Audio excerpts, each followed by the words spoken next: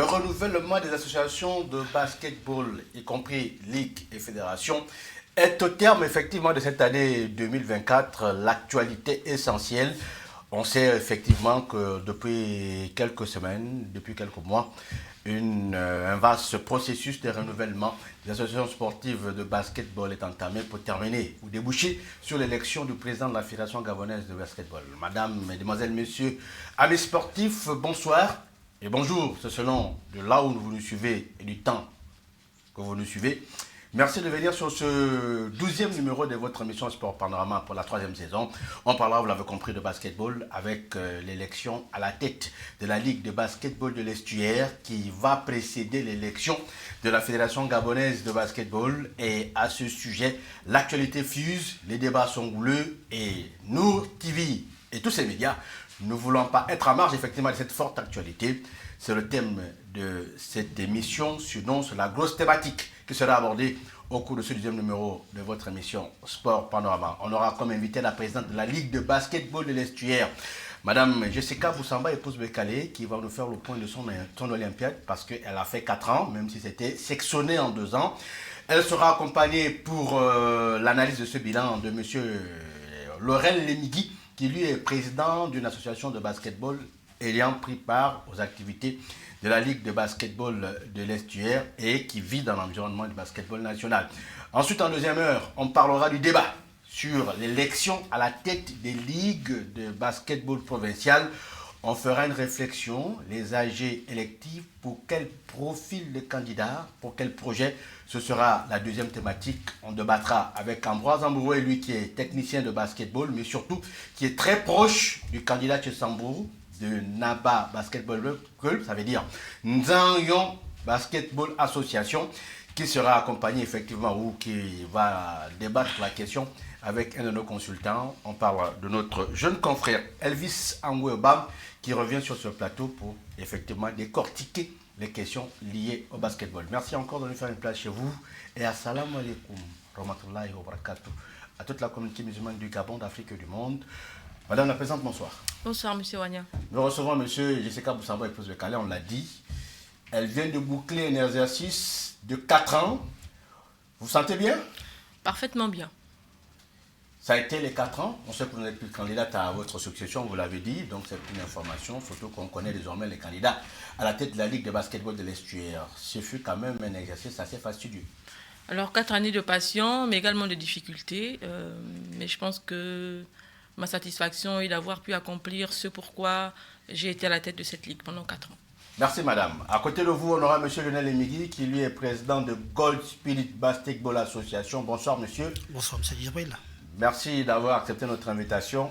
J'ai toujours le plaisir de reprendre présent. On espère qu'on sera abreuvé de par vos informations, de par votre analyse et vos commentaires pour traiter de cette question. Avant de commencer l'émission, on va aller nous d'abord diffuser un document qui, pour nous, retrace en gros les véritables questions, les véritables problèmes, les véritables faits liés effectivement au fonctionnement de la Ligue de basketball. Ici, c'est compté par la secrétaire générale de cette institution, Madame Kapiba Isabelle, qui effectivement, au terme de l'exercice 2023-2024, s'est prêtée à nos questions. On l'écoute.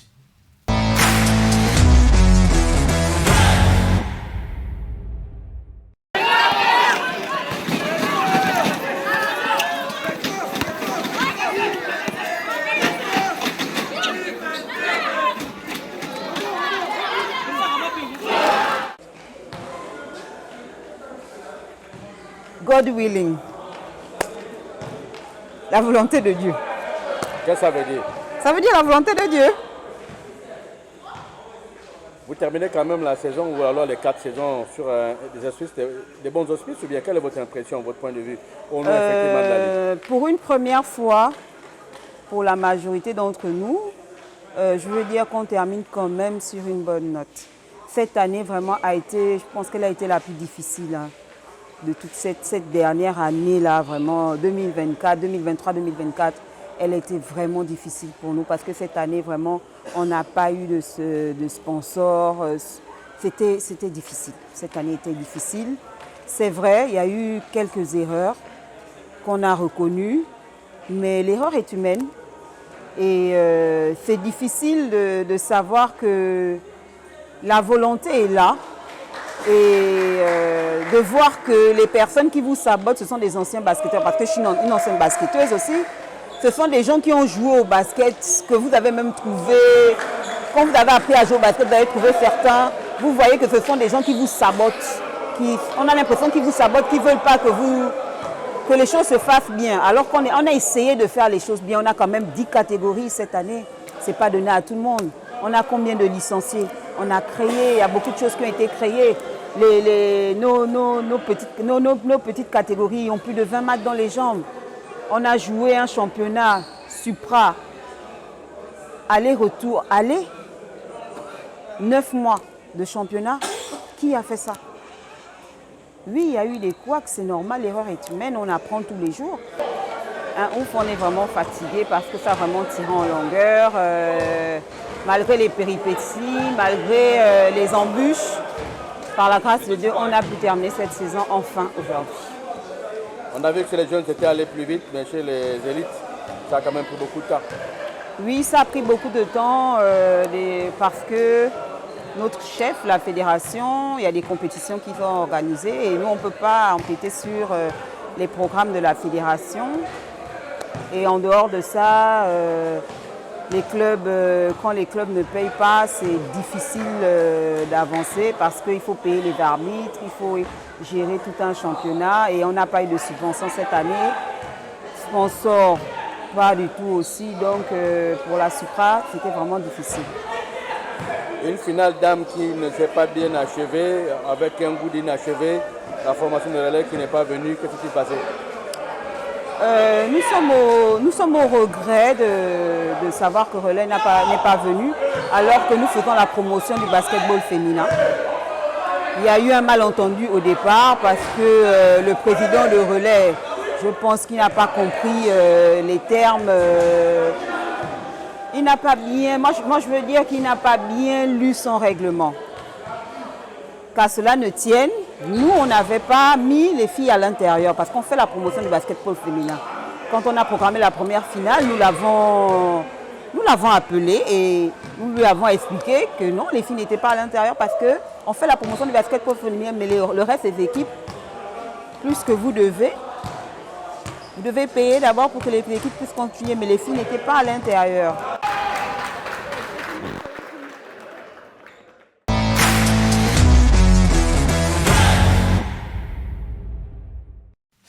À l'instant, Zabeigne Katiba, qui est la secrétaire générale de la Ligue de basketball de l'Estuaire, on va dire session 2022-2024. Madame la Présidente, vous avez écouté votre SG qui effectivement vous suppliait dans cet exercice pour l'occasion. Vous restez conforme au propos de votre secrétaire général? Exactement. Juste peut-être, on va dire quoi, éclairer un peu la lanterne. On n'a pas eu de sponsoring au niveau des catégories seniors. Nous avons eu un accompagnement de OCT, donc 22 containers terminal sur les petites catégories, et également de Gabon Power Company qui fait la promotion du basketball féminin. Ils nous ont accompagnés sur la catégorie U17 féminin. On parle effectivement de votre exercice à l'année, sinon de manière globale. Il faut dire que bon, vous avez terminé quand même de manière possible. On a vu que la fin des activités était difficile. On a eu des problèmes des infrastructures pour clôturer. Quelquefois, vos programmes ont chevauché avec ceux de la fédération qui avaient aussi des activités. À ce niveau-là, ça a quand même été un écueil. Oui, je pense qu'on a plutôt maximisé sur les jeunes. Je pense que c'est notre plus belle affiche. C'est les catégories dans lesquelles on a vraiment mis beaucoup plus d'ardeur dans le travail parce que nous pensons que c'est la relève de demain. Par contre, les catégories seniors qui demandent beaucoup plus de logistique, beaucoup plus d'implication au niveau du corps arbitral, à le moment où nous n'avons pas de subvention, nous n'avons pas d'argent pour régler les arbitres, et nous ne pouvons pas proposer des arbitres en deçà du niveau de jeu qui est offert. Nous avons malheureusement piétiné un peu sur la programmation de ces matchs. Nous était le fait également que les infrastructures étaient indisponibles. Donc, comme on le sait bien, la majorité des terrains à Libreville ne sont pas couverts. Et nous jouons sur le terrain du lycée d'État qui a été le centre de beaucoup de choses, notamment les examens de l'État. Donc, c'est parti l'examen de l'EPCA au BPC, au baccalauréat et tout ce qui s'ensuit, ce qui a fait s'écouler une longue période de temps sans que nos seniors ne puissent pratiquer sur nos terrains. Oui, monsieur le midi, effectivement, vous avez une écurie qui effectivement participe à ces activités. Si on vous demandait de faire un bilan de Madame la Présidente ou alors du bureau Jessica Boussamba. Merci M. Djibril pour ce moment que vous accordez pour pouvoir parler du basket. Déjà que ça devient un peu récurrent qu'on parle du basket à nos TV, en tenant à vous féliciter. Alors, je ne parlerai pas en tant que GSBA seulement, parce que je suis quand même un acteur du basketball gabonais. Je fais le tour des différentes provinces et je connais les difficultés des ligues. La Ligue de l'Estuaire est, de par son positionnement, la plus grande. Elle a à son sein un grand nombre d'effectifs en termes de clubs, donc des personnes passionnées, chose qui n'est pas souvent pareil dans d'autres provinces. On a écouté l'élément tout à l'heure, la secrétaire générale qui disait que la Ligue a joué sans sponsor. Moi, ça m'a fait tiquer. Bon, Dieu merci que Madame la Présidente sortante a rectifié le tir parce que nous avons vu des communications disant que tel est sponsor et tel est sponsor. Et aujourd'hui, est passé un élément comme ça à dire qu'il n'y a pas de sponsor. Bon, bref, c'était juste une parenthèse. Elle parle peut-être de sponsoring au niveau de l'État ou alors de la fédération. Je disais tout à l'heure, heureusement que la Présidente a rectifié le tir. Ce que je veux dire par rapport à ce bilan, c'est le fait qu'au début de saison, les choses ne sont pas faites comme elles devaient se faire. Pourquoi ? Parce que on a commencé la saison avec une réunion préparatoire qui s'est tenue en ligne. Nous, personnellement, nous ne sommes pas partants pour ça parce que on avait fait comprendre que c'était important que les gens s'asseyent de manière physique parce qu'il y avait tellement de choses à se dire. Et au sortir de là, chacun devait assumer ce qui avait été dit. Post-corona. Ah non, c'était pas post-corona. Post-corona, après le corona. Après le corona, voilà, d'accord. Donc, malheureusement, certains avaient estimé qu'il fallait le faire en ligne. Ceux qui ont pu assister en ligne ont assisté, mais au cours de la saison, même à la fin de la saison, on a dû parler de certains points qu'on aurait pu aborder si on avait fait une réunion en présentiel avec un procès verbal qui devait engager tout le monde. Je parle par exemple du problème des catégories. On s'est retrouvé dans un forum, par exemple, le forum des coachs, où il fallait que les coachs, sous la direction du directeur technique, qui est M. Ambroise Ambouret, puissent statuer sur les différentes catégories. Mais ces choses ne sont pas aux coachs. Les coachs ne sont pas les responsables des clubs. C'est aux responsables des clubs via la direction technique, parce que chaque club a une vision, un objectif. C'est aux techniciens du club de dire aux responsables que par rapport à cette année, voilà en fonction des effectifs que nous avons, les catégories dans lesquelles nous allons nous engager. Or, ce que nous avons constaté, c'était l'inverse. C'était les coachs qui prenaient des positions, ensuite les dirigeants étaient informés. Moi je dis ce modèle... Mais la communication entre coachs et dirigeants d'un même club devait être fluide. C'est-à-dire qu'ils devaient parler de le même langage, puisque le coach est le relais effectivement du club sur le terrain. Oui, je suis d'accord. Ce que je suis en train de dire, c'est quoi? C'est qu'on avait un forum où il y avait le directeur technique et les coachs. On avait un forum des responsables des clubs. D'accord? Moi, j'ai peut-être eu la grâce d'être dans les deux forums, donc je savais un peu comment les choses se passaient. Et j'ai attiré l'attention du directeur technique, par exemple, en disant, c'est pas au coach de décider à la place des dirigeants, en fait. La direction technique fait un travail avec les coachs, d'accord? Les coachs remontent l'information auprès des dirigeants des clubs. Les dirigeants et la ligue s'asseyent pour dire, bon, d'accord, par rapport à ça, voilà, on arrête quelque chose. Bon. Mais c'était l'inverse, en fait. Donc, c'était les dirigeants qui ont décidé ou les coachs qui ont décidé à la place des dirigeants? Les coachs ont décidé à la place des dirigeants. Peut-être parce qu'ils pensent que techniquement, ils sont les plus proches de l'événement. Bon, on parle effectivement des 4 ans. J'aimerais quand même revenir sur quelque chose qui a été dit là, M. Wagna. Oui. On va vous écouter. D'accord, merci. De manière globale, de l'observation, de l'opinion, le basketball à l'Estuaire a beaucoup progressé. Oui, je veux dire que le basket à l'Estuaire n'a pas progressé, c'est être ingrat. Mais après, le basketball à l'Estuaire, c'est qui? La ligue fait jouer. Les clubs font un travail. S'il n'y a pas de club, il n'y a pas de ligue. Donc, aussi bien la ligue fait jouer, parce qu'il y a des clubs, ça veut dire qu'il y a un travail qui est fait de différentes parties. Et ce que j'ai toujours dénoncé, c'est le fait qu'on ne reconnaisse pas le travail abattu par les clubs. Vous savez, à l'intérieur du pays, les autres présidents des ligues ont des difficultés. Pourquoi? Parce que c'est eux-mêmes qui payent parfois les affiliations de ces clubs. S'ils ne s'investissent pas, vous êtes bien placé. Vous connaissez bien l'un des présidents Constant Ndomba, qui parfois est obligé de devenir arbitre, parce que s'il n'arbitre pas, il n'y a pas de championnat. Or, à l'Estuaire, ce n'est pas ça. Est-ce que ce n'est pas le type de management qui n'est pas bon? Ou l'approche managériale? Non, ça n'a rien à voir. Parce que non, monsieur Djibril, la norme refuse qu'on soit juge et parti. La norme, Ouais. oui, c'est bien de mettre la norme. Il faut Ben, derrière, Pour faire le sport, il faut avoir la norme. il faut la norme et derrière, il faut mettre les mécanismes pour pouvoir faire respecter la norme. C'est le manager qui met les mécanismes. Oui, mais attention. Vous parlez du manager. Vous parlez de manager. Ouais. Mais je vous dis la dernière fois ici que le sport au Gabon, c'est du social. Combien de personnes sont prêtes à mettre la mettre dans leur poche pour prendre de l'argent pour... La question qu'on se pose, c'est qu'on fait le sport social ou on fait le sport de compétition. C'est à nous de choisir. On fait le sport du social au Gabon. Madame la Présidente, vous allez réagir en attendant que vous réagissez par rapport à ce que vous voulez dire. Merci. Alors, j'aimerais revenir sur les propos de M. Lemigui qui s'insurge d'avoir participé à une réunion en ligne. Quand la Ligue convoque les clubs, et sachant que la Ligue n'a pas un siège actuellement, nous dépensons plus de 100 000 francs pour louer une salle afin de les recevoir dans de bonnes conditions. Et malheureusement, ils sont absents. Alors, une ligue qui n'a déjà pas les moyens de financer cette activité et qui débourse des sommes exorbitantes pour recevoir ses clubs et associations, et les bons messieurs ne prennent pas la peine de se présenter. Et les bonnes dames. Et les bonnes dames également. Mais les dames sont toujours courtoises, donc elles se présentent. Et donc, nous optons pour la facilité, pour la disponibilité de tout un chacun, au-delà des heures de travail de certains qui sont complexes, au-delà de la disponibilité de chacun, nous fixons une réunion en ligne. Ça se fait dans toutes les administrations. Vous voulez gagner du temps, c'est ça? Voilà. Nous sommes dans le process de digitalisation et pour nous, une réunion en ligne ne diffère en rien d'une réunion en présentiel. La réunion en ligne a été faite avec des personnes qui ont bien voulu se connecter. Et elle a été assortie d'un PV au sortir de celle-ci. Par visioconférence. Par visioconférence. Bon, le corona nous a appris que c'est désormais possible. Donc, on va vous croire sur parole. D'accord. Mais... Ensuite, dire que la Ligue n'est rien sans les clubs, je suis d'accord avec vous, M. Lemigui. Mais si la Ligue ne crée pas un cadre adéquat et propice à ce que le jeu soit praticable, vos joueurs, ils vont jouer dans les quartiers. Alors, en termes d'arbitres, la Ligue a lancé une campagne de recrutement des arbitres. On a lancé une formation des arbitres, ce qui nous a permis d'avoir le nombre d'arbitres et officiels de table que nous avons eu cette année. Donc, ils ne sont pas venus d'eux-mêmes. On a dû faire un appel. C'est pour dire, comme a dit M. Wagna, que tout est une question de management. Bon, je ne veux pas que vous preniez mes propos, mais M. Lemigui, au-delà de tout, on sait que tout n'est jamais bien fait, tout n'est pas parfait.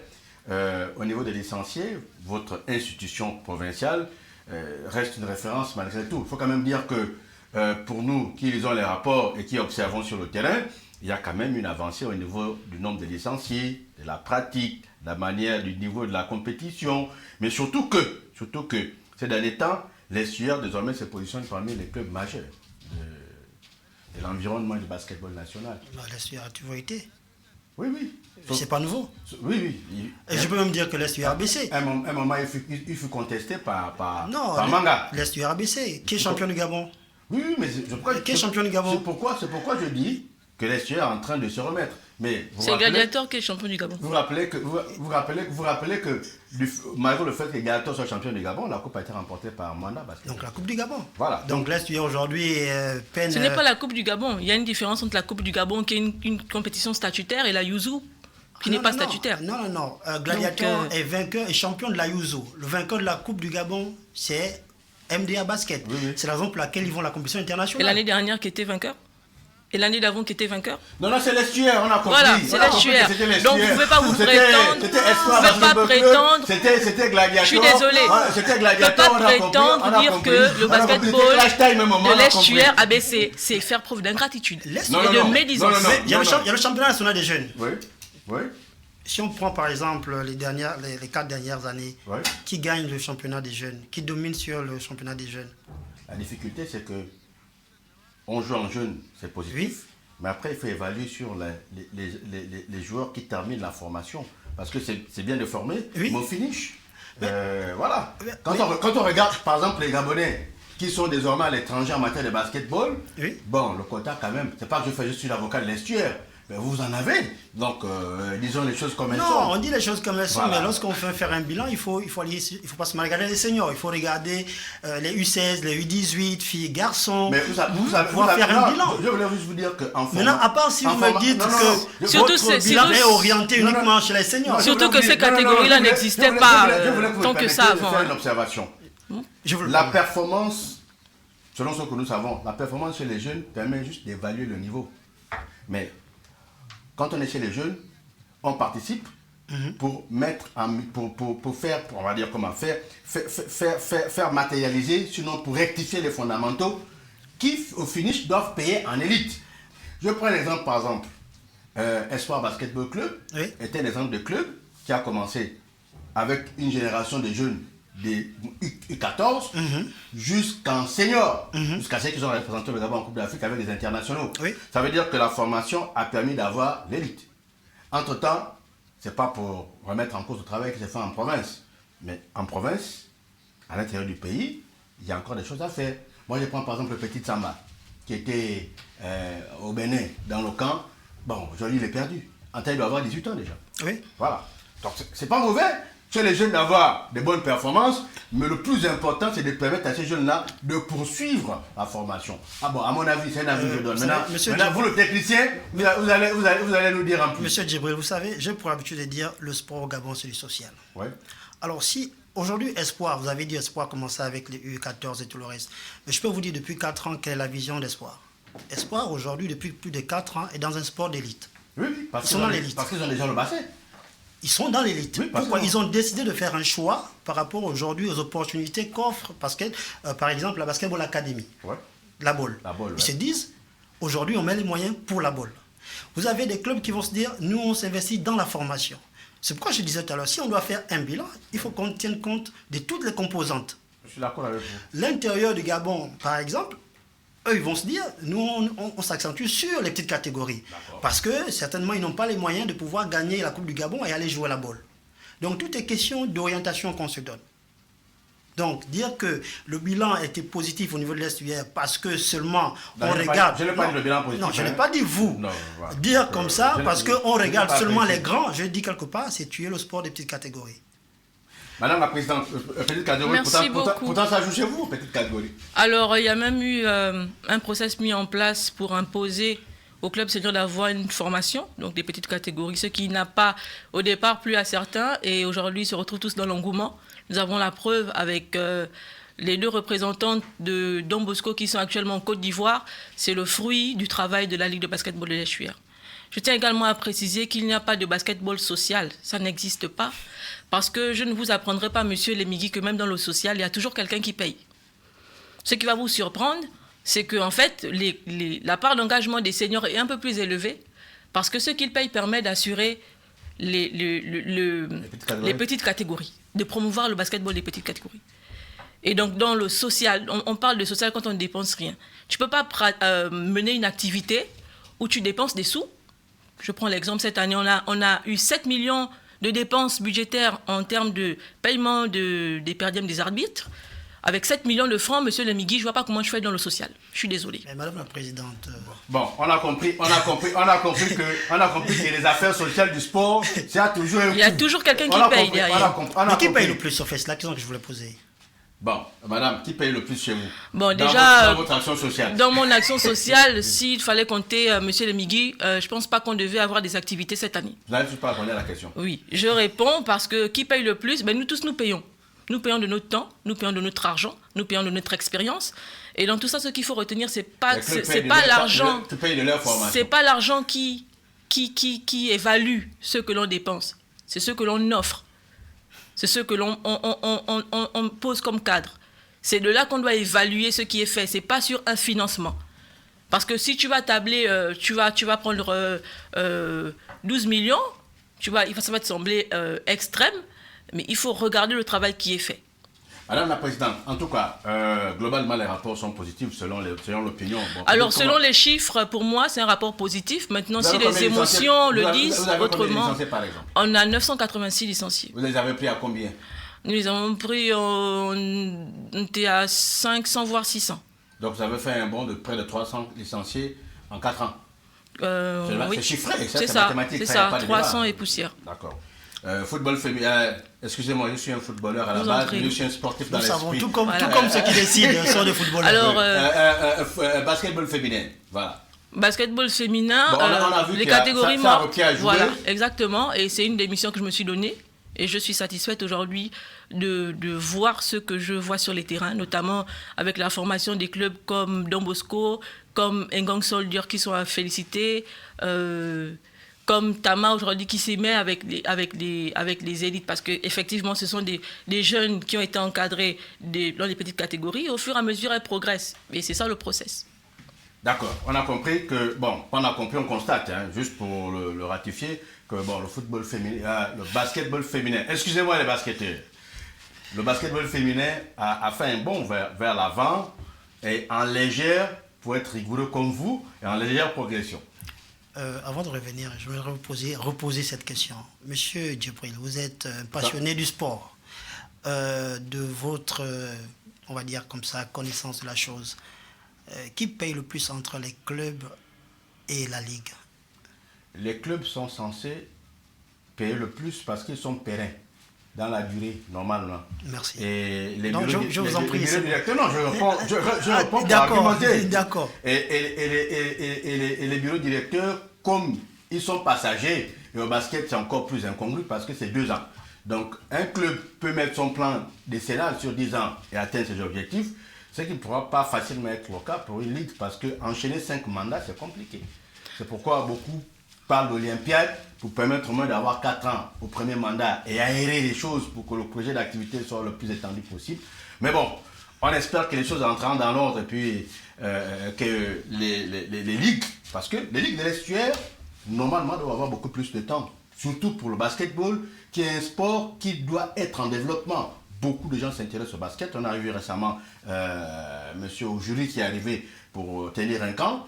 Donc les managers ou ceux qui ont la charge du basketball gabonais devraient avoir plus de temps pour effectivement mener leurs activités ou alors mettre en place un programme qui tient sur la durée.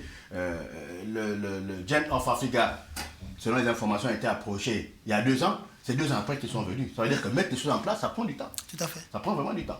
Madame la Présidente. Je suis d'accord, monsieur Djibril, sauf qu'il faut rajouter que la Ligue vit des cotisations des clubs et associations. La Ligue ne génère pas de fonds.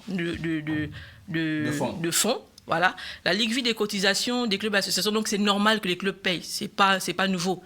Après, dire qui paye entre la Ligue et les clubs, la Ligue ne reste pas en marge des cotisations. Voilà. La Ligue se bat à trouver des sponsorings pour alléger les coûts des dépenses des clubs. Madame la Présidente, dans le document qui est passé de votre secrétaire général, effectivement, il y a une grosse question sur les paiements et les restrictions, sur les sanctions liées au paiement des affiliations, des cotisations et autres. Qu'en est-il effectivement?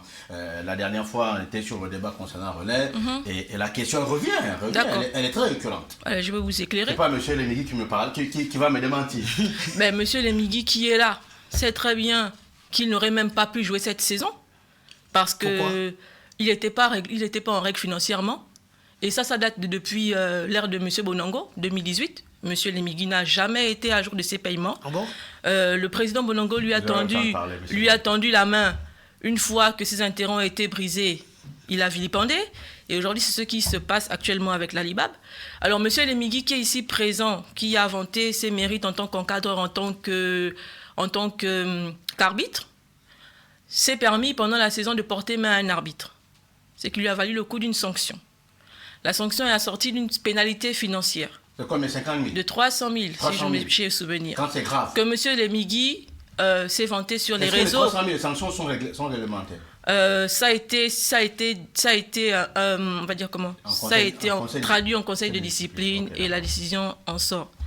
Donc, hormis le fait qu'il ait refusé de payer, il s'est vanté sur les réseaux qu'il ne le ferait pas parce qu'il n'en a pas envie. Donc, c'est déjà manquer de respect à l'Alibab. Ensuite, les textes nous disent que lorsqu'un club est en situation régulière de paiement, il ne peut pas prendre part à la compétition s'il n'est pas en règle. Donc, le fait que M. Lemigui ait été pénalisé, il a pénalisé également ses équipes en compétition. Et lorsque tu viens sur le terrain et que tu prends un forfait, les textes disent encore que le coût du forfait, en fonction de la catégorie, a un coût. Et on va dire après 3 forfaits, ton club est forfait général. Madame la Présidente, qui était votre manager financier? Mon manager financier. Alors, j'ai une formation en marketing et gestion internationale, mais j'ai fait 10 ans en tant qu'assistante comptable. Donc, je pense que la comptabilité et moi, Ok, d'accord, vous savez comment chercher l'argent, c'est ce que vous voulez nous dire. Monsieur Lebigui, bon, on va pas faire du punching ball, mais non, bon, ça n'a rien à voir avec en toute sportivité, on peut aller dans le fair play. Non, je suis fair play, il faut retracer les faits. Vous savez,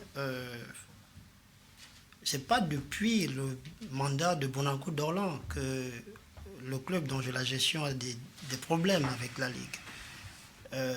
Nous avons eu un match qui s'est déroulé à l'université. Au cours de ce match, il y a eu un joueur qui s'est blessé, a pissé le sang. Tout de suite, j'ai amené l'enfant à l'hôpital, parce que les parents, et s'ils nous suivent, ils pourront en témoigner. Les parents m'ont demandé de m'occuper de cet enfant.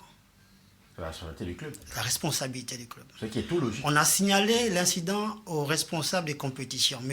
Eric, en disant, il y a un enfant qui s'est blessé. C'est à quelle année? Je crois que c'est la saison, c'est le dernier mandat, la première année de ce mandat. Ok, d'accord. D'accord?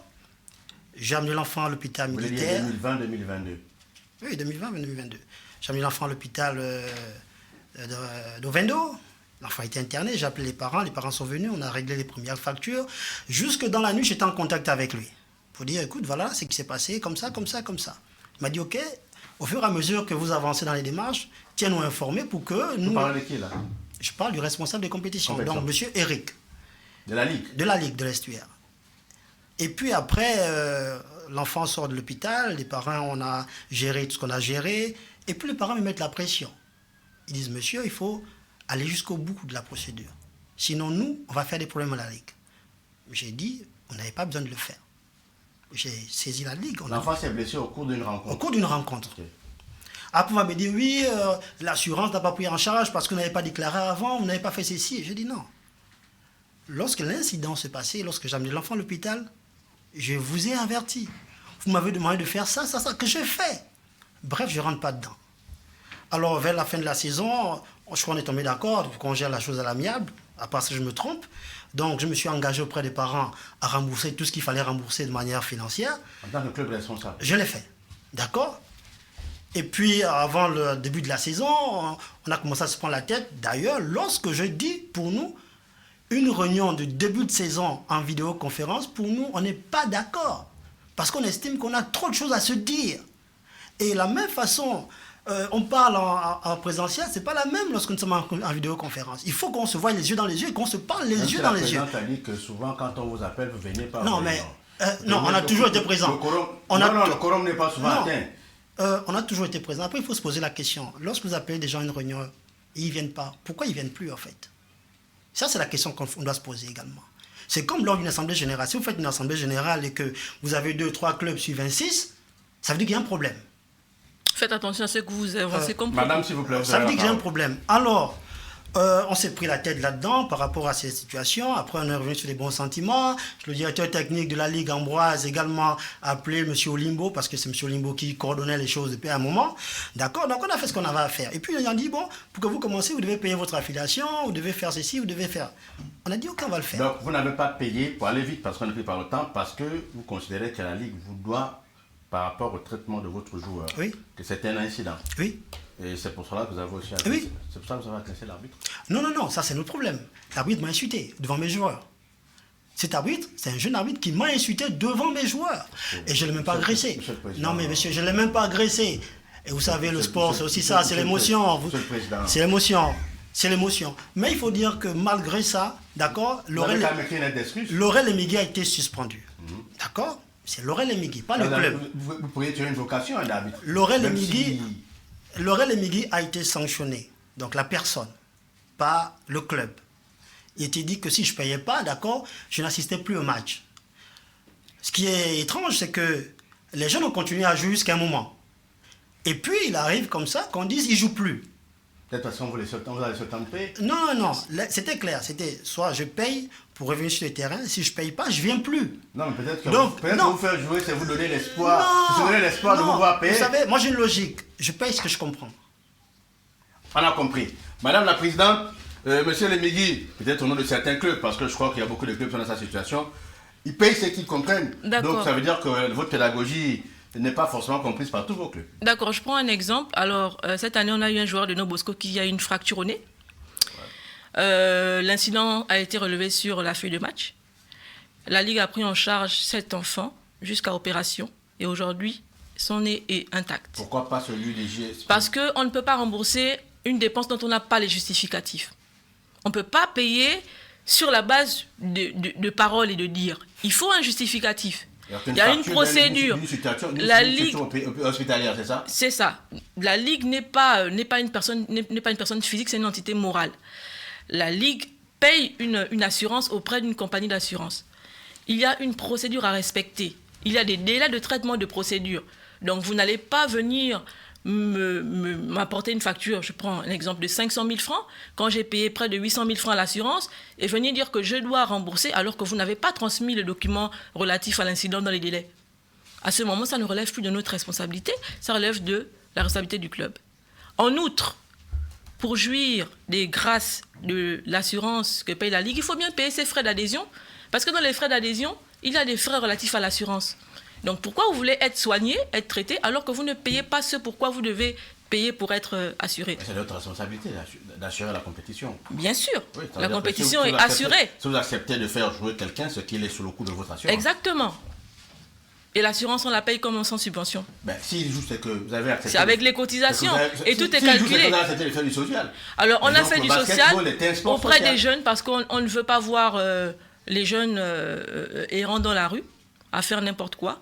Donc, on a pris sur nous pour faire jouer les enfants. Vous voulez assumer votre vocation sociale. Et à un moment donné, à bien occuper les jeunes. Quand on se rend compte qu'en fait, on est à court financièrement, il faut qu'on enlève des sous, mais on prend les textes et on essaie de se mettre à jour sur ce qui a manqué.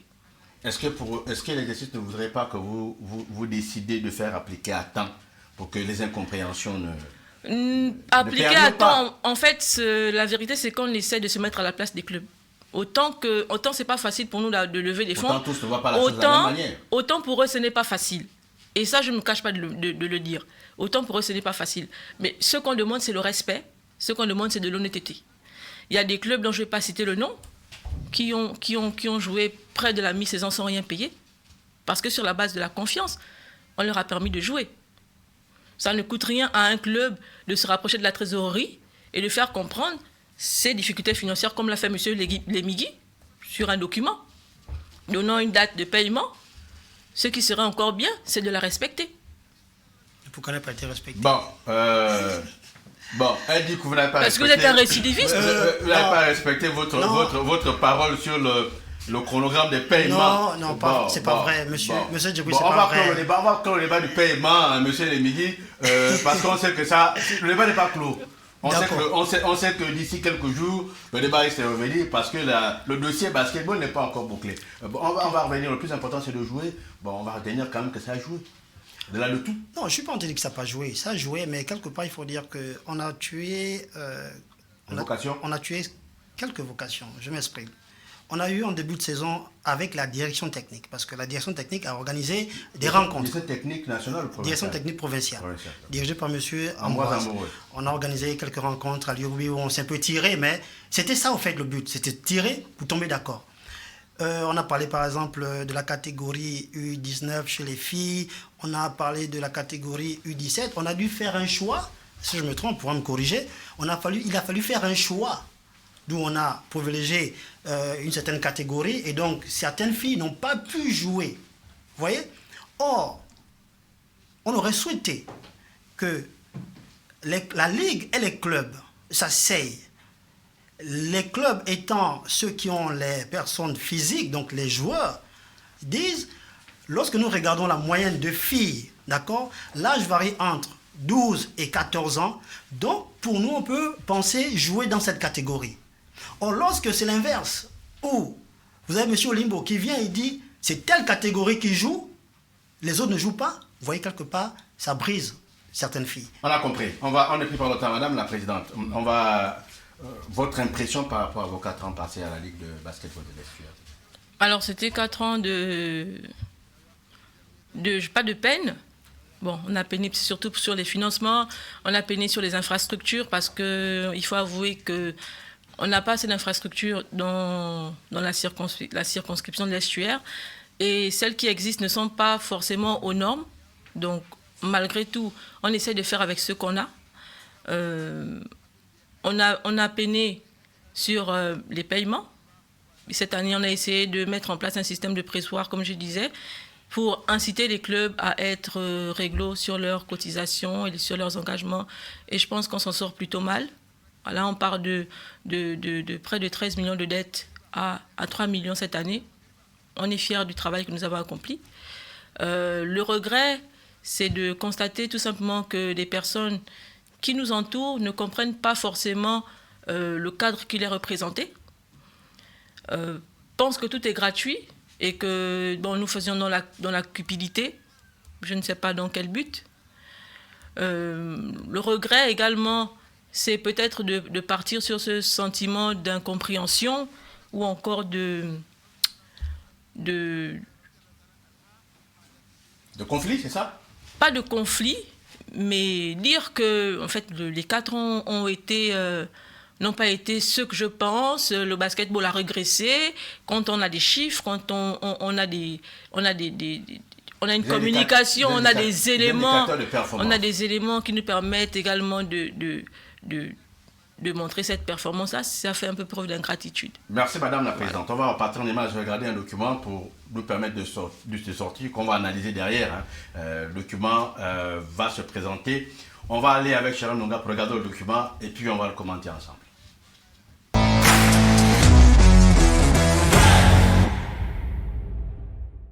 Après le communiqué de presse du samedi dernier désignant les candidats retenus à l'élection du président de la Ligue de basketball de l'Estuaire, une réunion s'est tenue au siège de la direction provinciale de la jeunesse et des sports de l'Estuaire, Sisantoum, pour dissiper les malentendus afin d'avoir plus de sérénité dans ce processus électoral. L'occasion pour Bérangère Minang de rappeler aux candidats un certain nombre de principes indispensables pour le bon déroulement du scrutin. La question du collège électoral a donc été évoquée. À ce sujet, les dispositions légales en la matière restent le principal mode de désignation des délégués de la Ligue de basketball de l'Estuaire. Madame le directeur qui préside le collège, la commission électorale, a bien voulu s'entourer des 2 candidats. Malheureusement, nous déplorons l'absence de M. Tchichambo Adossou par rapport à ses obligations professionnelles, mais qui a été représenté par son vice-président. Mais qu'à cela ne tienne, je crois que toutes les questions, les zones d'ombre qui taraudaient nos esprits se sont dissipées parce que là, présentement, nous sortons d'une réunion bien qui s'est passée dans l'harmonie, dans la convivialité. Je crois quand même à rappeler à la famille du basketball de l'Estuaire que l'élection va bien se passer et que tout est rentré dans l'ordre.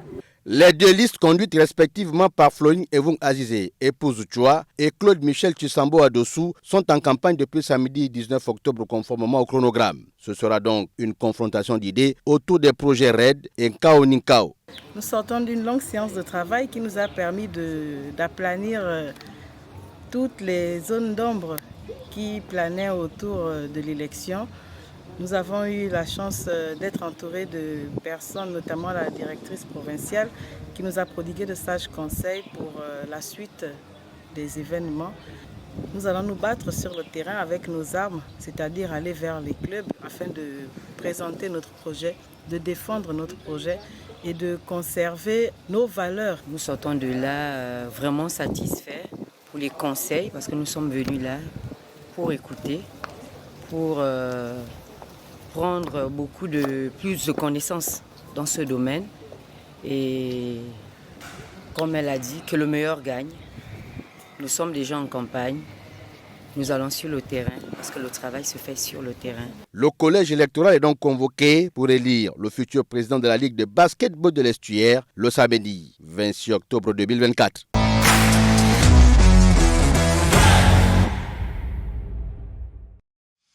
Voilà, 2 candidatures validées, on vous rappelle, c'est celle de M. Claude Michel Tchissambo Adossou et Mme Florine Evung Azizé, épouse Chua, qui vont compétir et qui sont déjà en campagne. Madame la Présidente, on a compris, vous n'êtes plus candidate. Quel sera le profil? Qu'est-ce que vous souhaiterez que votre successeur ou celle qui va vous succéder ou celui qui va vous succéder puisse faire pour continuer le travail qui a déjà été abattu? On rappelle que vous avez fait la continuité du travail laissé par M. Bonango.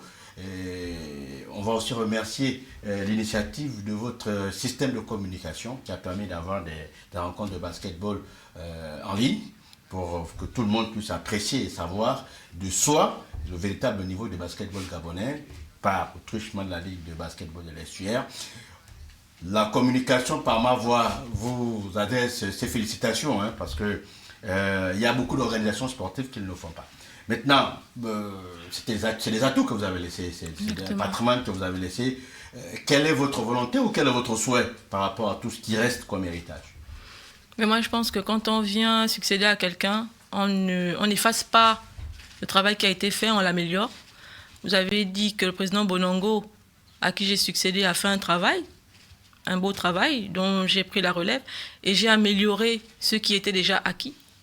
Ce que j'espère, c'est que le bureau qui viendra ensuite fera la même chose, améliorer ce qui est déjà là et non effacer tout le travail qui a été fait en termes de digitalisation parce que c'est important, en termes de communication, la qualité est importante et j'espère vraiment que le niveau qu'on laisse aujourd'hui sera encore plus haut demain.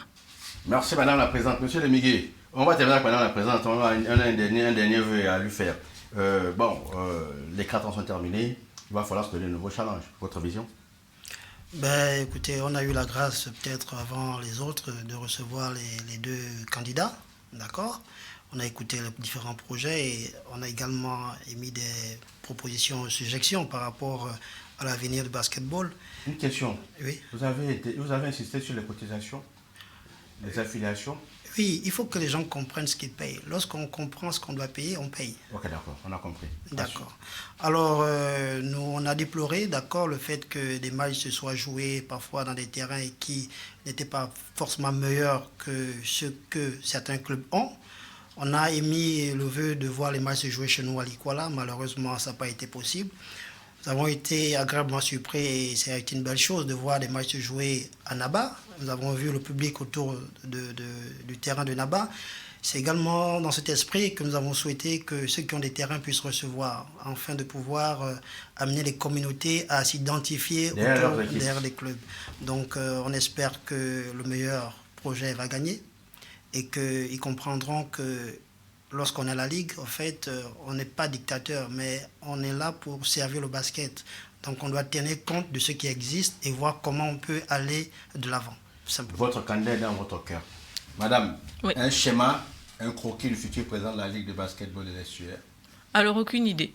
Quelles sont les valeurs que vous pensez, que vous souhaitez qu'ils soient, des valeurs qui soient mises en valeur, qui soient mises en activité ou alors qui soient promues, on va dire? Beaucoup de caractère, parce que si le prochain président n'en a pas, il va se faire piétiner par les clubs et associations.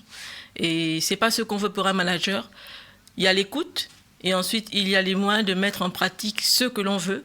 Il y a aussi ce qu'il y a en termes de réalité sur le terrain. Donc il y a une différence entre ce qui est possible d'être fait et ce qu'on veut faire. Malheureusement, si quelqu'un ne se donne pas les moyens de comprendre ce qui lui est présenté, il ne comprendra jamais ce qu'il faut payer. Donc il faut se cultiver, il faut lire les textes, les connaître et les comprendre. Merci madame, merci à vous de nous avoir suivi cette première partie. On va se séparer avec la rubrique actualité et on revient derrière pour entamer le débat sur cette question d'élection à la tête de la Ligue de basketball de l'Estuaire avec effectivement notre invité et notre consultant pour éclaircir un peu plus sur les enjeux de cette élection. On se retrouve derrière.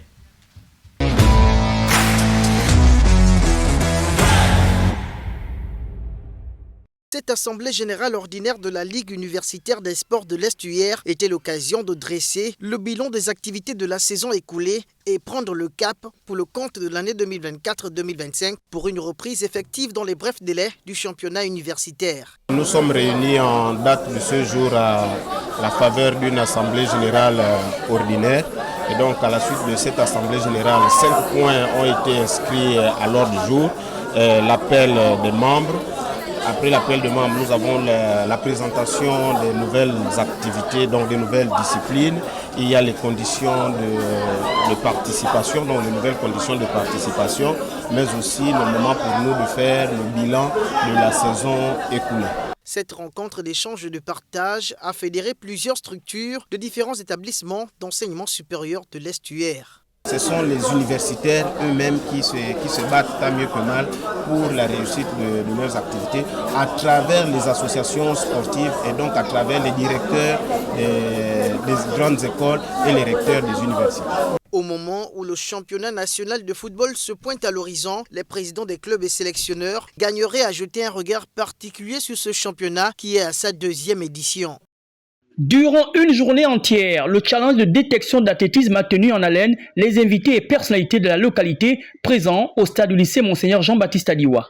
En dépit des problèmes d'infrastructure qui ne sont pas que l'apanage de Lambaréné, la direction d'académie provinciale, avec l'appui de ses partenaires, a honoré l'événement placé sous la tutelle de la Fédération gabonaise d'athlétisme en disposant plus de 300 jeunes âgés entre 10 et 16 ans venus de 7 établissements, aussi bien du primaire qu'au secondaire de Lambaréné. La directrice provinciale des sports savoure avec enthousiasme cette organisation. C'est une immense réussite par rapport à cette journée. Vraiment, ce que vous avez fait, c'est une chose qui n'a jamais été faite dans le Moyen-Orient. Ce que je demande aux responsables et au président de la République et au ministre de la Jeunesse, c'est qu'il y ait des infrastructures dans le Moyen-Orient parce que nous n'avons pas de piste. Course, saut ou encore lancer de poids ont été les épreuves soumises pour ce challenge qui prépare le championnat national d'athlétisme dans quelques mois à Libreville et un peu plus loin en 2026, le championnat du monde d'athlétisme à Dakar au Sénégal. Mais en croire le directeur technique de la fédération, le chemin est encore loin pour ces enfants. Ils ont pu faire ce qu'ils ont pu. Je me suis rendu compte que les enfants ne sont pas vraiment entraînés pour cette compétition-là. Pour justement ces participants, médaillés ou non, le plus important c'était d'y être avec autant de motivation, même si certains se voient déjà avec les pieds et la graine d'athlète. Moi j'ai trouvé que c'était bien, en plus j'ai pu sortir première au saut en longueur et comment on appelle ça, mon établissement a pu sortir deuxième, on a gagné le trophée alors. Et nous avons gagné, nous disons aussi merci à l'organisation fédérale, merci aussi parce que nous avons eu des entraîneurs et des coachs en tant que professeurs, ils nous ont bien tenus. La cérémonie, malgré le soleil, s'est achevée en toute beauté et en apothéose. La Maison de la Jeunesse et de la Culture d'Ontoum, dans le département du Komo-Monda, a servi de cadre à l'Assemblée Générale Extraordinaire de l'Association Sportive des Vieux Poumons d'Ontoum Asvipon. C'est donc conformément aux recommandations de la session ordinaire du 6 octobre dernier que le comité provisoire en charge de la révision des textes et de la mise en place d'un comité directeur consensuel a rendu compte aux délégués. L'occasion pour son président, Brice Mbikan-Djambou, d'expliquer les motivations ayant conduit aux nouvelles dispositions statutaires. Ainsi, Asvipon aura désormais 4 organes à savoir l'Assemblée générale, les membres d'honneur, le comité directeur et le commissariat aux comptes, désormais indépendant. Ce bureau, cette commission a travaillé pendant 15 jours et elle a abouti à des modifications de nos statuts et la proposition d'un bureau consensuel. C'est ce que nous avons fait ce jour. Aujourd'hui, nous avons revu les statuts. L'Assemblée générale a très bien réagi. Elle a accepté les modifications qui ont été proposées et surtout, elle a validé le bureau qui a été mis en place. Il faut dire que le commissariat aux comptes est quelque chose d'hyper important parce que, comme toute association, Asvipon, vu des cotisations de ses membres, elles sont obligatoires et vous comprenez que dès lors qu'on sort de l'argent de sa poche pour mener des activités, il était tout à fait important et sinon obligatoire de faire en sorte que cet argent soit bien géré et contrôlé par une structure complètement indépendante. Le comité directeur de l'association sportive des Vieux Poumons d'Ontoum aura donc à sa tête Aristide Ella Logo, élu par acclamation et de manière consensuelle. Le commissariat aux comptes, uniquement réservé aux anciens présidents, sera dirigé par Brice Ndong Messi. C'est une joie, une satisfaction d'avoir été désigné président. Alors, nous plaçons ce mandat sous le sceau de la maturité de la cohésion. Donc nous allons continuer les activités tant sur le plan sportif que sur le plan des affaires sociales de nos membres et même d'ailleurs un peu plus loin avec des structures hospitalières que nous pourrons visiter, les lieux d'incarcération afin d'apporter un peu de chaleur à cette catégorie de population. Nous avons discuté pendant cette AG de la nécessité pour tous les membres de s'acquitter de leurs cotisations mensuelles. Et donc nous avons donc ces cotisations mensuelles qui vont être reboostées et nous comptons principalement sur elles. Maintenant, si nous pouvons également bénéficier de quelques dons et legs des personnes, des personnes qui peuvent nous venir en aide, notamment les opérateurs économiques, notamment des sociétés, ce sera aussi la bienvenue. Cette association sportive Corpo, récent vainqueur du tournoi Solidarité Casimir Oyemba, au-delà de l'aspect sportif, se veut acteur de cohésion et de développement social dans le département du Komomonda. C'est au complexe sportif d'Nzengayang qu'a été lancée la toute première compétition de la Ligue Omnisport des Sourds de l'Estuaire en présence du représentant de la direction provinciale de la jeunesse et des sports de l'Estuaire. Un tournoi de football qui regroupe 5 équipes à savoir les Requins Sourds d'Akanda, l'Union sportive des Sourds de l'Estuaire, Voto Club, les Silencieux et l'Étoile Filante. Le tournoi va s'étendre sur la saison. Le sentiment est positif. Hein? Et la première jeunesse, voilà, malgré les clics et les couacs, le financement aussi, tout s'est très bien passé par rapport à cette première édition. Nous tenons juste à remercier l'Office national de développement du sport culturel. Le terrain n'y est pas encore, mais nous sommes sur la route vraiment pour créer ce partenariat entre la Ligue et la Fédération des Fédérations. Cette volonté de compétir de l'une des toutes nouvelles ligues sportives de la province de l'Estuaire rentre dans le vaste projet de promotion du sport dans cette communauté spécifique, d'où la participation du Gabon à la prochaine Coupe d'Afrique de football des sourds après avoir eu une prestation honorable à la dernière Coupe du Monde. Le championnat va s'étendre sur 5 journées. Nous avons bien voulu avoir un soutien venant de l'État. Malheureusement, les choses n'ont pas été faites vraiment comme nous le souhaitons. Mais à cela ne tienne, nous penserons bien qu'aux prochaines éditions, les choses seront vraiment de manière correcte. C'est bien quand on lance le championnat un peu plus tôt, sauf que je souhaiterais qu'ensemble, nous respections les règles du jeu. Hein? Et puis avoir l'esprit fair play.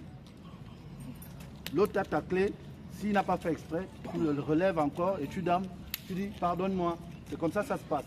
Et respecter les arbitres, s'il y en a. Hein? L'arbitre, c'est le seul maître du terrain. Il a sifflé.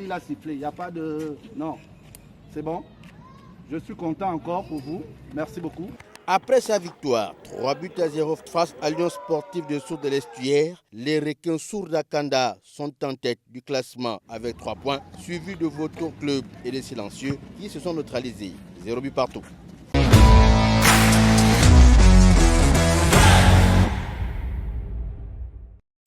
Merci à l'équipe technique. On va encore remercier Cheryl Mounonga et Chalia Akele pour cette dextérité derrière les platines, comme on le dit, sinon derrière l'antenne et la régie et la table de diffusion. On entame le débat, comme vous pouvez le constater, avec de nouvelles personnes sur le plateau. Monsieur Ambroise Amboré, bonsoir. Bonsoir. Bonjour, c'est selon l'heure à laquelle on va nous suivre. Nous recevons aussi Monsieur Elvis. Bonsoir. Qui est là, Elvis Angwe-Mba. Voilà, qui est là, qui est lui un journaliste de sport. Il est chroniqueur à Urban FM et il va nous aider à analyser cette question, sinon à entamer ce débat sur la question des élections à la tête des ligues provinciales. On parle comme prototype celle de l'Estuaire. Monsieur Ambroise, vous êtes le directeur technique provincial, on a constaté ce qu'on nous a dit avant que vous ne soyez là. Oui.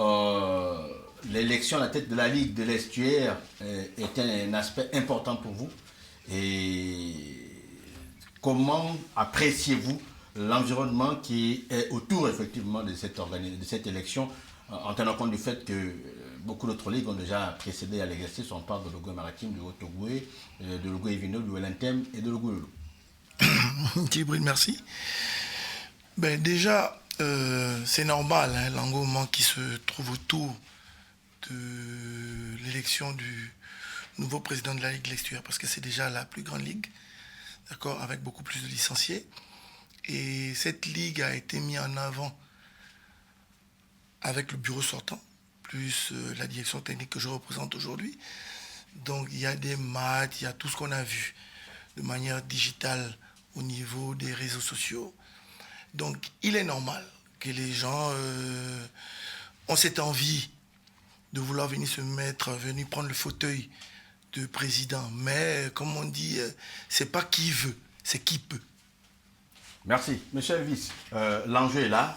Le basketball a besoin de renouveler effectivement ses institutions. à l'estuaire, le débat il est assez houleux. Oui, il faut le souligner parce que la présidente Jessica Boussamba, épouse Bekele, a pu le dire là.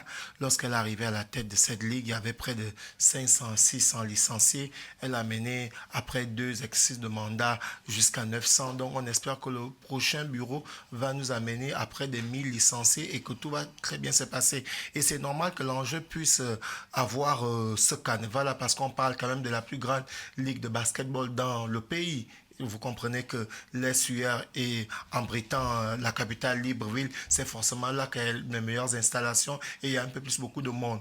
Donc, et aussi, c'est aussi là qu'il y a beaucoup plus d'entreprises. Donc vous voyez que lorsque vous êtes à la tête de cette ligue, vous ne pouvez qu'être content parce que derrière, vous aurez la possibilité d'enrôler des entreprises qui pourront vous accompagner dans le sponsoring du déroulement de cette ligue de l'estuaire dont on parle. C'est qu'il reste une difficulté quand même. Lorsqu'on fait l'analyse, on a 2 candidats, on va dire, on est là pour ça. On a le candidat Claude Michel Tshisambo Adossou et Madame Floride Evung Azizé, épouse Chua. Ces 2 candidats postulent, sont en campagne, puisque les candidatures ont été retenues, même si avant, il y a eu quelques remous. Aujourd'hui, il reste la question du collège électoral, il reste la question de définir qui va voter. Parce que, selon les informations, pour voter, il va falloir être en règle avec les statuts et règlements qui disent qu'il faut s'affilier. Et comme à la fédération, hein, pour valider, il faut avoir la licence. La licence, c'est payer les droits d'affiliation pour avoir une licence. À votre niveau, la question de statut du délégué se pose. On a vu que beaucoup de délégués fustigent un peu le fait qu'ils ne soient pas délégués retenus ou alors qui risquent de ne pas être retenus parce qu'il y a cet aspect-là qui coince. Serait-ce un point de blocage ou alors, bon, c'est de bonne loi? C'est la loi, c'est les textes. Tu ne peux pas prétendre être responsable d'une association ou d'une équipe, être affilié à une ligue ou une entité quelconque et tu ne connais pas les règlements qui régissent cette entité. Ça veut dire que là, il y a un problème. Ce n'est pas le jour de l'élection que vous allez venir remettre en cause le collège électoral qui s'appuie sur des textes. Ce n'est pas possible. C'est la même chose pour l'Assemblée générale ordinaire. Il y a des textes qui régissent tout ça. Pourquoi aujourd'hui, les délégués qui ne sont pas à jour de leur cotisation se plaignent?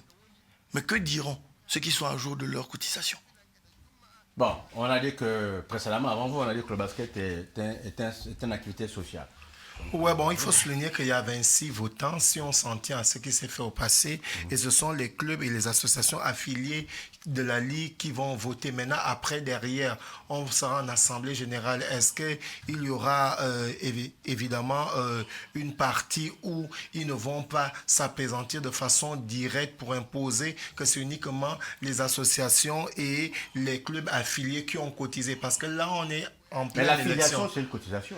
Ouais, mais après, là, on parle de quelles cotisations? On appelle ça les droits d'affiliation. Bien sûr, maintenant, après, là, on parle de quelles cotisations? Les cotisations financières sur la saison, sur l'année civile ou le droit d'affiliation seulement. À partir de là, je vais rejoindre M. Ambroise qui disait qu'il faut connaître les textes, il faut les connaître de fond en comble et pour que derrière, lorsqu'on arrive à une assemblée générale élective, vous ne puissiez pas être écarté parce qu'il faut très bien faire les choses. Aujourd'hui, on est à l'heure de la restauration pour restaurer notre pays sur tous les plans. Là, on parle du basket en particulier. Il va falloir qu'on s'appuie sur quelque chose. Et lorsqu'on a déjà un soubassement, c'est-à-dire les textes, c'est à travers ces textes qu'on s'appuie. Merci. Une candidate, la première candidate déclarée, c'est Madame Floride Evung Azizé, épouse Chua, qu'on va écouter. Elle a fait une conférence de presse et on va écouter le condensé de cette conférence de presse avec la rédaction de Nour TV.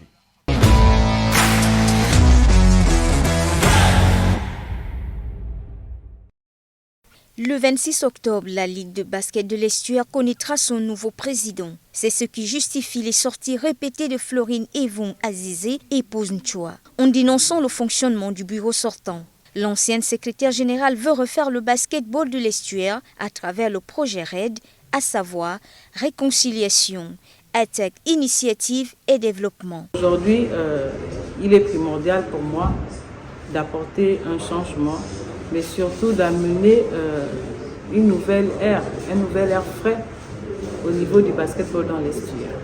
Le projet RED serait donc la solution au basketball de l'estuaire car étant inscrit dans le respect du texte, la démocratie et l'ouverture d'esprit. Madame Chua entend aussi restaurer la place de la presse au sein du basketball par des formations adaptées pour un meilleur traitement de l'information concernant le basketball.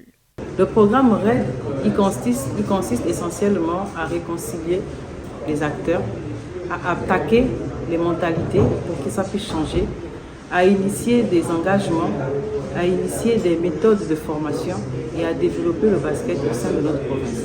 Et je sais qu'aujourd'hui, il est temps que, avec les nouvelles institutions au pays, il faut qu'on arrête de faire les choses qui ne vont pas. Et j'ai espoir que les choses se feront bien et que mon dossier sera validé pour les élections le 26 prochain. Des bonnes intentions qu'elle partage avec ses futurs électeurs pour espérer l'emporter le 26 octobre prochain.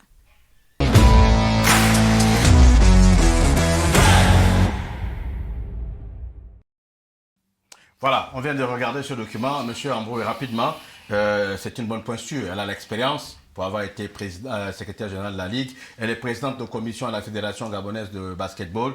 Bon, elle connaît l'environnement. Oui, elle connaît l'environnement. Donc, son dossier a été accepté. Elle a le droit de candidater à la tête de la Ligue. C'est un bon profil. Monsieur... Oui, c'est un bon profil puisqu'elle-même, elle a joué déjà en première division. Si j'ai bonne mémoire, elle a joué du côté de Somo Basketball. Et elle était aussi, je pense, dans le bureau de Madame Jessica Boussamba, épouse Bekale, même si elle n'a pas terminé avec elle, mais elle était déjà secrétaire générale. Donc, si elle a pu être secrétaire générale avec le bureau là, sachant que derrière, elle avait également... Elle est dans le comité d'organisation de la Yuzu Basketball. Voilà. Une des compétitions de la fédération. Donc, vous comprenez qu'elle a entièrement l'expérience. Mais est-ce qu'il faut seulement de l'expérience pour pouvoir gagner l'élection? Non, il va falloir s'imprégner des textes, il va falloir aller convaincre les présidents des clubs et les clubs affiliés, les associations affiliées pour présenter son plan d'action et sa vision, surtout amener à ce que cela puisse écouter parce que derrière, il faut que le basket il gagne. On ne doit pas se retrouver dans la situation que Madame Jessica a essayé d'élaborer où il y avait pratiquement des clashs entre des présidents des clubs et certains présidents d'associations ou avoir des problèmes de financement parce que là, il s'agit de garantir à ces présidents des clubs que lorsqu'on est élu, il n'y aura plus ce genre de problème technique. Merci. On va repartir en son et en image pour regarder le deuxième candidat, Monsieur Tshisambo Adossou, Claude Michel, qui lui aussi a exposé et proposé son projet d'activité.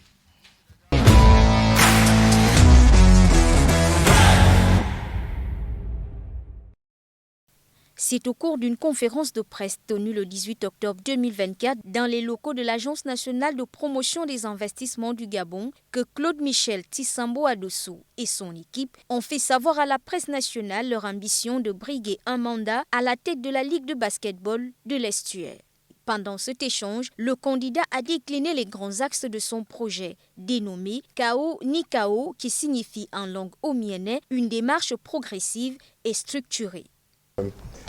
Essayer de présenter au monde du basket à l'estuaire, nous l'avons appelé effectivement Kao ni Kao. C'est dans la langue omienais et c'est le nom que nous avons choisi de donner au projet parce que, à notre sens, il symbolise très bien la démarche qui est la nôtre ici. Kao ni Kao, dans la langue omienais, ça veut dire pas à pas, un pas après un autre. Personnellement, j'ai trouvé que cela cadrait bien avec ma démarche moi-même en tant que président, ou futur président, déjà président de NABA, et si les choses se passent bien, président de la Ligue de l'estuaire de basketball. Il s'agit d'aller pas à pas, c'est dans cette démarche-là que je m'inscris. Pour moi, une démarche progressive et structurée pour redynamiser le basketball. Le dit projet s'articule autour de 7 points. L'on peut retenir entre autres le renforcement de la formation des jeunes talents, la création d'un modèle économique d'autofinancement ou encore la promotion du basketball féminin. Après la phase explicative, s'en est suivie la phase des questions-réponses qui a permis aux femmes et aux hommes des médias d'être édifiés sur les aspirations du candidat. Notons que Claude Michel Tissambo Adosso est un ancien joueur de basket. Il est d'ailleurs le président d'Nzengayon Basketball Association.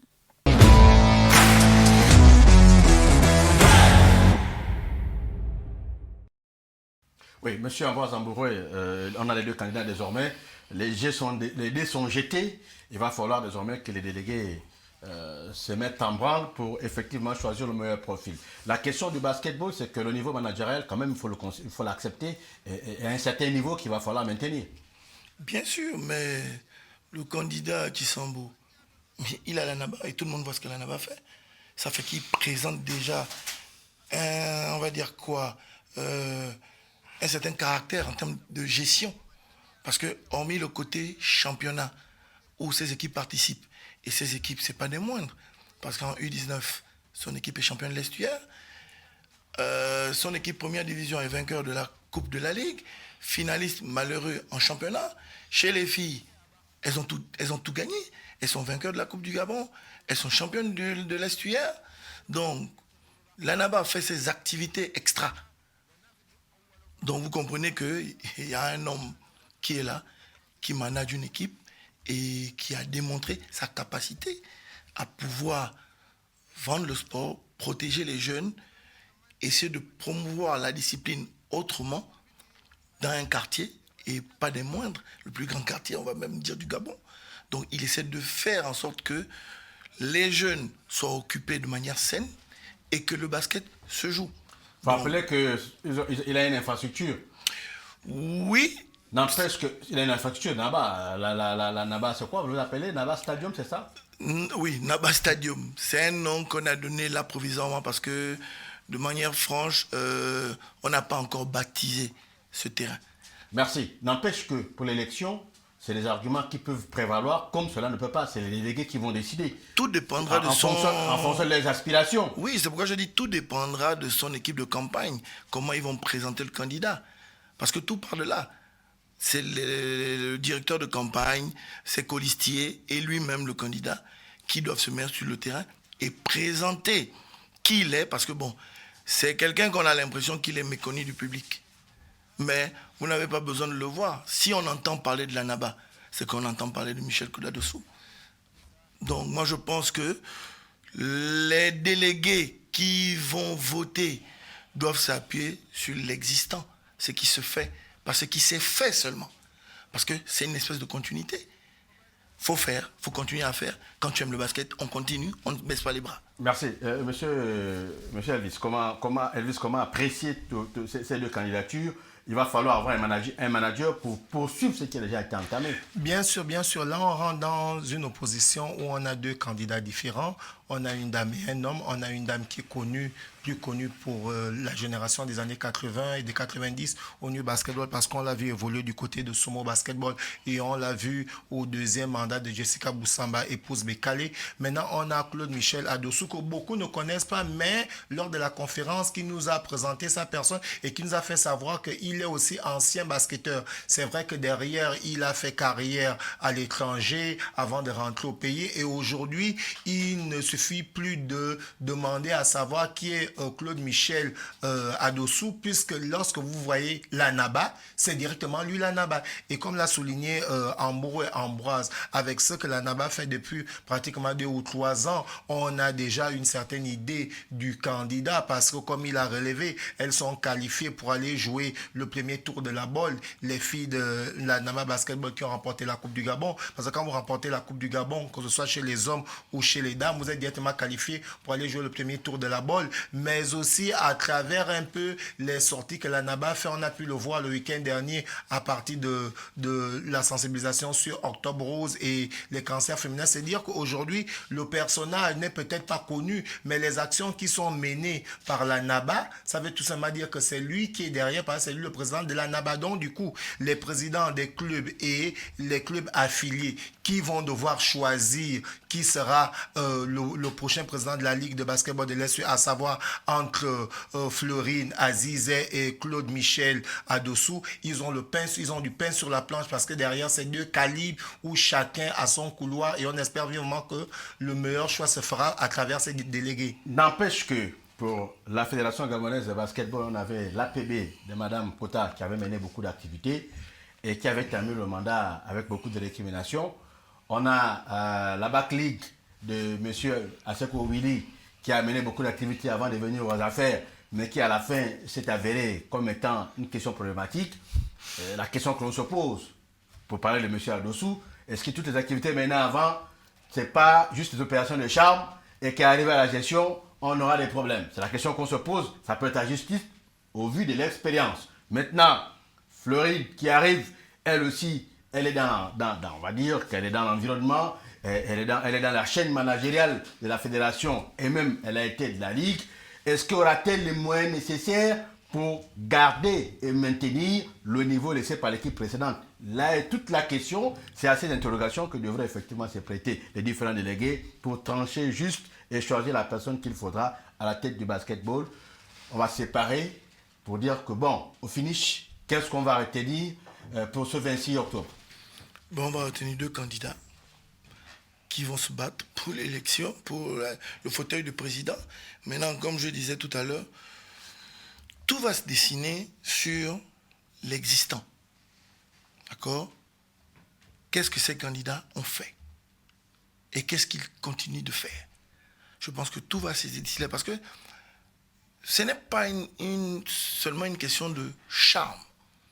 C'est aller vers ces candidats, discuter avec eux, aller autour d'eux, discuter avec ces personnes qui les connaissent et savoir est-ce que c'est du charme? Est-ce que c'est réellement des passionnés? Est-ce que à partir de là, Est-ce qu'ils ont les moyens de leur politique? Ça aussi c'est une question parce que le basketball coûte cher. On a dû le constater avec la présidente. Ben, si moi je réponds à cette question, la candidate Madame Azizé, je ne la connais pas particulièrement, mais on a travaillé dans le cadre de la Ligue. Parce que moi, en tant que directeur technique, on a travaillé dans le cadre de la Ligue. Ensuite, elle est partie à la fédération en tant que, je crois, responsable des compétitions de la Yuzu. D'accord? Elle appartient à l'association Banja. D'accord? Banja, quelles sont les activités que Banja mène? Je ne sais pas trop. Or, Claude Michel Adossou, moi je suis coach de Naba, hormis le fait que je sois... Vous défendez Non, on a compris, allez-y. Voilà, je suis coach de Naba. Donc ça veut dire, je maîtrise plus le personnage, je maîtrise plus l'entité Naba. Donc je peux parler de Naba. Et vous souhaitez que ce qui est fait à Naba puisse être expérimenté à la Ligue? Je vous réponds franchement. Oui. Moi je suis égoïste, je n'aurais pas souhaité qu'il aille à la Ligue. Pourquoi? Parce que c'est un bon président. À la conférence de presse, on lui a prédit un profil qui était compatible à la Fédération gabonaise. Moi, ce n'est pas la Fédé. J'aurais voulu qu'il reste à la Naba et continuer ce qu'on est en train de faire, mettre comme projet à la Naba, parce que c'est un pilier essentiel pour le projet de la Naba. Les moyens matériaux, moraux, financiers et tout vont désormais se disloquer. Voilà. Et voilà, donc moi personnellement, j'aurais pas souhaité qu'il aille là-bas parce que c'est, hormis ce côté-là, je sais que les gens savent que on a des liens de sang parce que c'est mon aîné, c'est mon grand frère, d'accord? Et les gens vont regarder beaucoup plus le grand frère que le personnage. Donc on va regarder plus le grand frère d'Ambroise. Voilà, on va se dire que peut-être. Bon, ça veut dire que l'image d'Ambroise peut déteindre sur la perception qu'on a du candidat sur Sambo Adossou. Mais à lui effectivement de se défendre. Il faut quand même rappeler que dans la démarche, on avait invité les 2 candidats à venir effectivement défendre leur projet sur ce plateau. On a compris qu'ils sont pris par la campagne et que peut-être qu'ils n'ont pas de temps. Mais bon, n'empêche que nos téléspectateurs et les férus du basketball qui nous regardent parce que nous avons consacré toute une émission ou 2 numéros spéciaux pour la question du basket parce que nous jugeons que c'est intéressant et nos responsables pensent que c'est intéressant. C'est très intéressant. Donc, on a souhaité les avoir, c'est pas grave. On espère que pour les prochaines éditions, ils seront là et avec vous, on a bien pu engager et aborder un certain nombre d'aspects. l'occasion pour moi de remercier Mme Jessica Boussamba et M. Laurent Lemigui qui nous ont permis d'avoir des informations assez étayées sur la gestion et la vie de la Ligue de basketball de l'Estuaire. On termine avec vous, Elvis. Ouais, juste pour revenir, pour dire que la Ligue de basketball du Haut-Togo, l'élection s'est très bien cassée. On a vu Cabrel Mbundu qui était élu sur 8 votants. Il a eu les 8 voix. Du côté de la Ligue de l'Ogooué maritime de basketball, M. Pito Kogne François a été élu sur 20 votants. Il a eu 12 voix. Et Mme Ora avait eu 8 voix. Et ça s'est très bien passé. On espère que du côté de la province de l'Estuaire, l'élection qui va se passer ce samedi 26 ne sera pas entachée de plusieurs problèmes. Alors, qu'est-ce qu'on peut souligner par rapport aux deux candidats? On va dire qu'on a deux bonnes candidatures. On a deux profils différents. On a un qui exerce du côté de l'association Zion Basketball dont les preuves ne sont plus à démontrer. On a une qui évolue du côté de la Ligue de basketball sous Jessica Boussamba. Ensuite, elle est allée du côté de la fédération chez Willy Konra Asoko, qui est aussi un personnage qui n'est plus à présenter parce qu'elle a évolué dans le monde du basketball à travers les différents clubs où elle a joué. Donc, du coup, ça fait deux profils. Et là, maintenant, les délégués qui vont voter, les clubs et les associations affiliées auront maintenant le droit de juger en fonction du plan d'action de tout un chacun. Il ne sera pas question de dire que comme je n'aime pas Florine, je ne vais pas voter pour elle. Non, il est question de regarder son plan d'action. Il ne sera pas question que, coach Ambroise, c'est le petit frère de monsieur Claude Michel, il n'avait pas sélectionné mon fils en équipe nationale, donc je ne vais pas voter son grand frère parce que non, on doit rester objectif parce que ici, il est question que le basket puisse gagner.